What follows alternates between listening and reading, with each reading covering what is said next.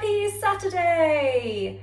I know I've been doing all the Bake Off themed stuff, but I don't know if you watched this Tuesday's Japanese week. No, I wasn't really up for that. And I was kind of thinking maybe you guys probably wouldn't be up for it either. I don't have something to steam buns in. I don't really want to buy one. Apparently you can do it with a wok. So if anyone's interested, you can use your wok. I don't have a wok. So clearly I need to get some more equipment. I had a little think and I thought, it's Halloween this weekend. Ooh, that's as scary as I go. Unless you annoy me. So I've decided to do some Halloween themed cupcakes. So I found this recipe online on Olive magazine website, and it is a ghost chocolate, like a chocolate velvet, like a red velvet, spookier. So first of all, I have preheated my oven to 180 degrees and I'm going to use my mixer because I'm actually doing double the batch. I'll tell you the right quantities for one batch. I'm going to do double, so it will look quite a lot, purely because I want to take these into work tomorrow. I've had a bit of a strange week and I just want to feed people because that's what I love to do. And I'm really sorry about this, but I am gonna do some yoga while they're in the oven. Namaste.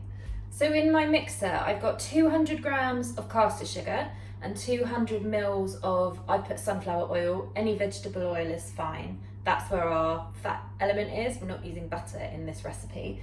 And then you're just gonna mix that together until they're blended. And then when that's blended together, we're gonna put 2 eggs in, one at a time, and mix in between each egg. And on the last egg, you're gonna put in a teaspoonful of vanilla essence, and I'm gonna add a little bit of black food colouring. These are gonna have cocoa powder in, so they're gonna be a really dark chocolatey colour anyway, but if you wanna make them even spookier, just add a few drops of black food colouring. It helps if you've got a good quality food colouring. Mine is a sugar flare. Ooh. And it's quite pasty. It's a paste, it's not a gel. So I'm actually going to put it in a bit before the last egg because I'm doing a few more. So I'm literally just going to add that much in. And be careful with this because if you get it on your hands, it's not coming off. And now your teaspoon of vanilla. That's all mixed in. In a separate bowl here, I've got 200 grams of plain flour, 20 grams of cocoa powder, half a teaspoon of bicarb of soda, and we're gonna put half in the mixture now. And then, before we add the rest, we're gonna put in 150 grams of natural yogurt, and that's what gives it a really light, fluffy texture. We're just gonna put in half now.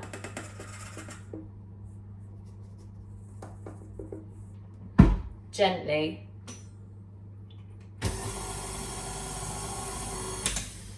And then we're gonna wipe the sides down and then put in your 150 grams of natural yogurt.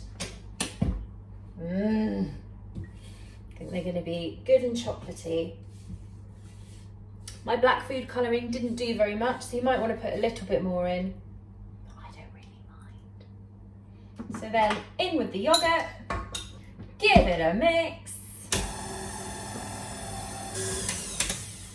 And then in with the last of the flour, cocoa powder. It's been a really long day. In with the last of the plain flour, cocoa powder, and bicarb of soda. And then when the flour is sort of incorporated a little bit, then you can put the speed up.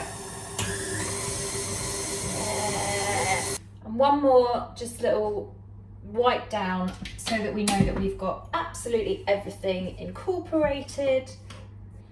Final mix.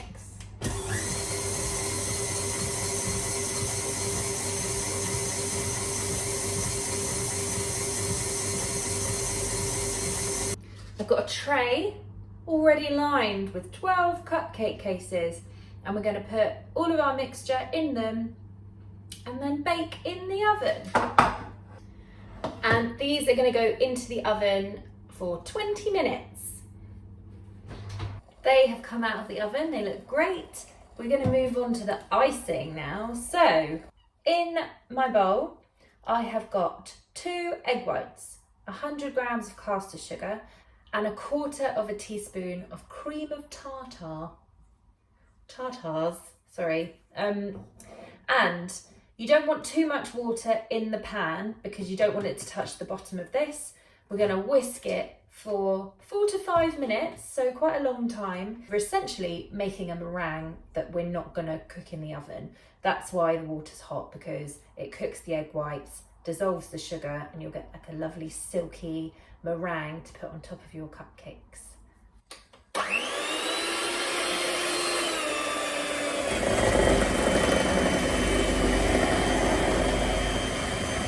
Just do that for 4 to 5 minutes.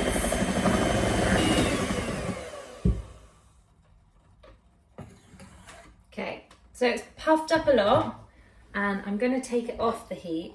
Just be careful, lift it out with a tea towel because it's going to have a lot of steam on the bottom. And it's not really stiff, it's still very warm, but what you're looking for by heating it up is you want to take a little bit like this, rub it between your fingers, and you shouldn't feel any sugar granules at all. And that's what you need to do.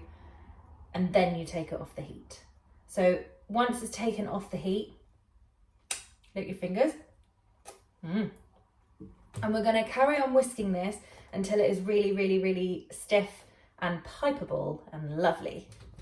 So another couple of minutes, I think. And in that time, it should cool down as well, because then you're getting cold air into it.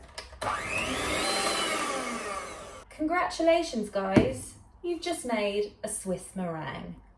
Boom! Lovely, stiff, whipped peaks.